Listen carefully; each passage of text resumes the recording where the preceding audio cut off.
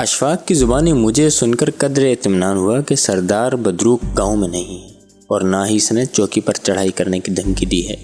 ये सब कुछ इसके कारिंदे कर रहे थे। इनकी बातों की कुछ ज़्यादा अहमियत नहीं थी, क्योंकि मैं जानता था वो बदरूक सिंह की इजाज़त के बगैर कुछ नहीं करेंगे, सिर्फ तड़ियाँ लगाएंगे। और बदरूक सिंह ऐसा अहमक नहीं था कि वो अपने कारिंदों को चौकी पर चढ़ाई करने की इजाज़त देकर पुलिस से बराह रास्त टक्कर ले लेता। ये बड़े गहरे और खचरे लोग थे। खचरे ना होते तो सरदार ना कहलाते और ना इतनी ज़मीनों के मालिक होते। इन्हें सब पता है कि कहाँ जोश दिखाना है और कहाँ गच्ची मार मारनी है। मैंने अशफाक से कहा, देखो अशफाक, ये कहावत जितनी पुरानी है उतनी ही सच्ची है कि दरिया में रहकर मगरमच्छ से बैर नहीं रखना चाहिए। तुम जो कुछ कर रहे हो बिल्कुल उलट है। मैं नहीं समझता कि तुम इस तरह महकमे के लिए कोई नेक नामी कमाओगे। अशफाक ने लापरवाही से कहा, नवाज साहब, जब आप ऐसी बात करते हैं तो मुझे अफसोस होता है, क्योंकि मैं आपको दूसरे पुलिस वालों से मुख्तलिफ समझता हूँ। क्या आप समझते हैं कि मैं झूठा हूँ? अगर इस बात का जवाब नफ़ी में है तो फिर मैं किसी टमाने, ठाकुर राय या चौधरी से क्यों डरूँ? क्यों अपनी गर्दन झुका कर रखूँ और कानून शिकनों से नज़र बचा कर गुजर जाऊँ? नहीं, मैं ऐसा नहीं कर सकता। ज़्यादा से ज़्यादा मेरी पेटी उतर जाएगी, मेरी जान चली जाएगी, लेकिन मैं पीछे नहीं हटूँगा। मेरे दिल में जो थोड़ा बहुत खौफ था, अब अल्लाह के फजल से वो भी दूर हो गया है। मैं अब टमानों को बता दूंगा कि कानून से कैसे टक्कर ली जाती है। आप देख लेना, अब या इनकी खरमस्तियाँ रहेंगी या मैं रहूँगा। जोश से अशफाक का चेहरा सुर्ख हो रहा था। मुझे इसकी दिलेरी ने और भी परेशान कर दिया। इतने में अशफाक के मुख पर चौकी आ गया। इसने अलहदगी में जाकर अशफाक को इत्तला दी। अशफाक ने मुझे आकर बताया कि सरदार बदरूक शहर से वापस आ गया है। वो इस वक्त हवेली में है और वहाँ कोई खिचड़ी पक रही है। मैंने अशफाक को समझा बुझाकर कुछ ठंडा किया और इसे सख्ती से हिदायत की कि वो मेरी इजाज़त के बगैर कोई कदम ना उठाए। इसके बाद मैं फ़ौरन सरदार बदरूक से मिलने हवेली रवाना हुआ। ये हवेली गांव के ऐन वस्त में वाक़िया थी। हवेली के चारों तरफ बाग था। हवेली के बैरूनी दीवारें काफ़ी ऊंची बनाई गई थी। मैं पहले भी इस हवेली में आ चुका था। इस वक्त सरदार बदरूक सिंह का बाप प्रकाश सिंह जिंदा था और जैसा कि मैंने बताया है, इसने एक मुजरिम की गिरफ्तारी में मेरी मदद की थी। हवेली के बड़े दरवाजे पर 2 मुसल्लह पहरेदारों ने मेरा इस्तकबाल किया। नज़रों ही नज़रों में मेरी जामे तलाशी ली और मुझे लेकर सरदार बदरूक की बैठक की तरफ चल दिए। ये एक बहुत बड़ी बैठक थी। नए और पुराने असले से सजी हुई थी। दीवारों पर बड़ी बड़ी तस्वीरें थीं, जिनमें टमानों की भूरी आंखों वाले सुर्ख और सफ़ेद बुजुर्ग नजर आ रहे थे। इस सारे खानवादे की आंखें भूरी और चेहरे बारूब थे। मैं बैठक में पहुंचा तो सरदार बदरूक गाँव तके से टेक लगाए एक बड़ी चारपाई पर बैठा था। मुझे देखकर इसने पहचान लिया और उठकर मुसाफा किया। इसके कारिंदे और दूसरे हाजिरीन गहरी नज़रों से मुझे देखने लगे, जैसे आंखों ही आंखों में मेरा वजन और कद काट परख रहे हों। मैंने अपना तारुफ कराना चाहा तो बदरूक सिंह ने मुस्कुरा कर कहा, मैं तुमको जानता हूँ थानेदार साहब। तुम बाबूजी के पास 4-5 हफ्ते रह कर गए थे। मेरा ख्याल है आजकल तुम रंगकोट थाने में आ गए हो। मैंने कहा, सरदार, तुम्हारी इत्तला बिल्कुल ठीक है। रस्मी गुफ्तगू के बाद सरदार बदरूक ने सबको बैठक से बाहर भेज दिया। मैं और बदरूक अकेले रह गए। सरदार बदरूक ने मूंछों को बल देकर कहा, क्या बात है थानेदार, ये लोंडा तुम्हारे काबू में नहीं है। इसे कुछ समझाओ कि अकल को हाथ मारे।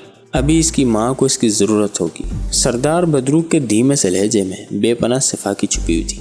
मेरी रीढ़ की हड्डी में सर्दी की लहर डोर गई। मैं जानता था सरदार वो कुछ कर सकता है जिसका अशफाक ने तसव्वुर भी ना किया होगा। 4 साल पहले यहाँ अपने क़याम के दौरान मैंने टमानों की दरिंदगी की बेमिसाल वाक़े देखे थे। मैंने बज़ाहिर मुस्कुराते हुए कहा, सरदार बदरूक, ज़्यादती तो दोनों तरफ से हुई है। तुम्हारे आदमियों को बावर्दी सिपाहियों पर हमला नहीं करना चाहिए था। बदरूक सिंह जहरीली मुस्कुराहट के साथ बोला, बावर्दी की बात अच्छी की है तुमने। अब बावर्दी पुलिस वाले हमारी इज्जत उतार कर हाथ में पकड़ा दें तो हम खामोश रहें? ये कैसे हो सकता है जान जी?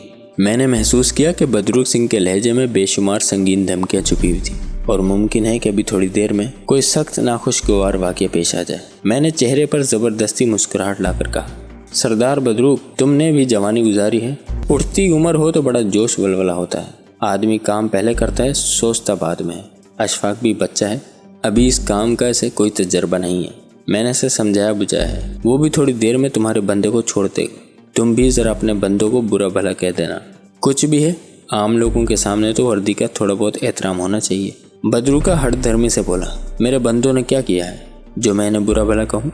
बाकी अगर तुम्हारा हुक्म है तो अभी उल्टा लटका कर इनकी चमड़ी उतार देता हूँ। मैंने बदरूका के तंज़िया लहजे को बहुत मुश्किल से बर्दाश्त किया और अपने चेहरे की मुस्कुराहट बरकरार रखने में कामयाब रहा। कुछ देर की बेतकल्लुफ़ गुफ्तगू के बाद मैंने बातचीत का रुख बाबे मीदे और इसके पागलपन की तरफ मोड़ दिया। बदरुका सिंह ताड़ गया कि मैं इससे असल हकीकत मालूम करना चाहता हूँ। बोला, तुम पक्के थानेदार हो जान जी, बात पूछने का ढंग जानते हो। बहरहाल मैं तुम्हें बता दूंगा, लेकिन अभी नहीं, पहले खाना खाना होगा। टमानों की हवेली में खाना बड़ा शानदार होता है। हर खाने में दावत का गुमान होता है। खाना वगैरह खाकर हम एक अलहदा कमरे में जा बैठे। सरदार बदरुका ने ऊपर तले गई डिकार लेने के बाद कहा, जान जी, मैं तुमसे कुछ छुपाना नहीं चाहता। सच्ची बात यह है कि बाबे मीदे की लड़की मेरी हवेली में है। उसका फिक्रा मेरे सर पर बम का धमाका साबित हुआ। कितनी आसानी और कितने एतमाद से बदरुका एक संगीन जुर्म का इकरार कर रहा था। बहरहाल पहले फिक्रे के बाद इसने जो कुछ कहा, इससे वो फिर बात पर पर्दा डाल गया। कहने लगा, मगर ना मैंने इस लड़की को अगवा किया है और ना मेरी हवेली में इससे कोई ज्यादती शाती हुई है। अगर किसी ने तुम्हें ये बताया है तो बिल्कुल गलत बताया है। असल बात यह है कि गुलाबा का अपने खावंद गुरु सिंह से लड़ाई झगड़ा रहता था। ये अपने बाप की कुछ ज़्यादा लाडली थी। दूसरे दिन मैके जाके बैठ जाती थी। इस बेचारे को मना कर लाना पड़ता था। आखिर गुरु सिंह ने गुलाबा को मना कर दिया कि वो आइंदा अपने बाप के घर नहीं जाएगी, वरना इनका रिश्ता ख़त्म हो जाएगा। गुलाबा इस धमकी के बाद ठीक हो गई। कुछ दिन बाद गुरु सिंह ने बरनाला जाने का फैसला किया। वह शहर में काम करके अपनी माली हालत ठीक करना चाहता था। इसे मालूम था कि गुलाबा को माँ बाप के घर में बड़ा सुख मिला है। वो इसे अपने घर में भी सुखी रखना चाहता था, लेकिन मसला यह था कि वो गुलाबा को अपने साथ साथ बरनाला नहीं लेके जा सकता था, और ना ही वो चाहता था कि गुलाबा अपने मैके में रहे। सोच कर इसने मुझसे जिक्र किया, वो हमारे ख़ानदान का पुराना नौकर है। इसके बाप की सारी उम्र भी हमारी हवेली में गुजरी थी। ऐसे जद्दी पुश्ती नौकरों का ख्याल तो रखना ही पड़ता है। मैंने कहा कि अगर वो चाहे तो गुलाबा को हमारी हवेली में छोड़ जाए।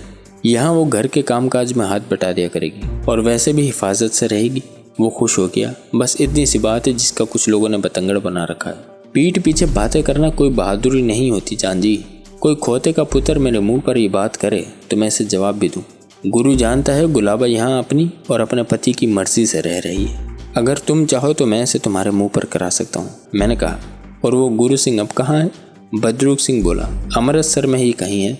सुना है आटे की किसी मिल में काम करता है।